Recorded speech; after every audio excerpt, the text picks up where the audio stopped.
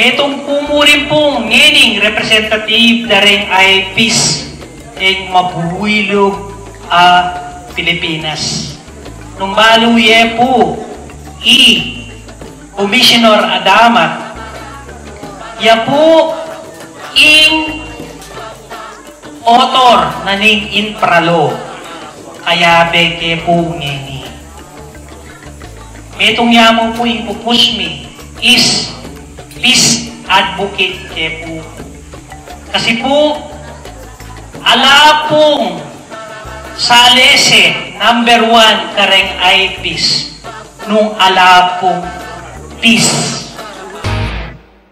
Ituring ng iyong sariling tagahawi ng ulap.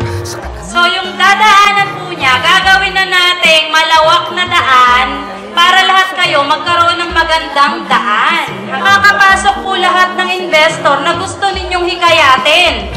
Isa rin po kami sa tutulong sa inyo na humingi sa government natin na papasukin po natin lahat sila. Ito nga ay peace. Tanggalan tanang po itang pikakasundo.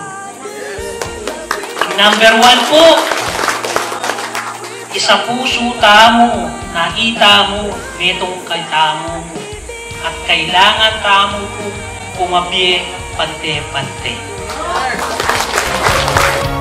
At sa paghamon mo sa agos ng ating Yung paglilipatan po ninyo, makikita nyo din po kung gaano siya kaayos. Pwede din po kayo mag-request kung naliliitan kayo at pwedeng lakihan natin dahil malaki po yung pamilya ninyo.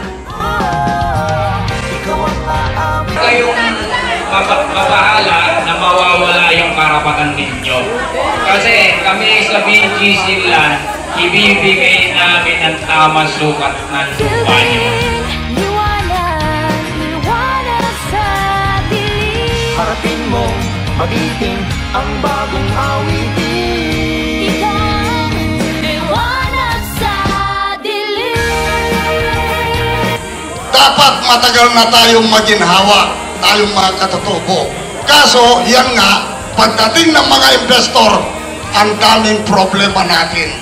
Marami yung mga dahilan natin. O ayan, mamamatay na tayo, di man natin matikman yung kaginhawaan.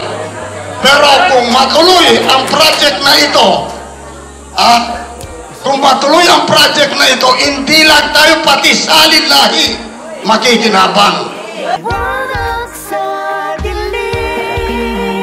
Magiting ang bagong awitin. Liwanag! Isigaw mo sa hangin, tumindig at magsilbing liwanag. News Philippines Online.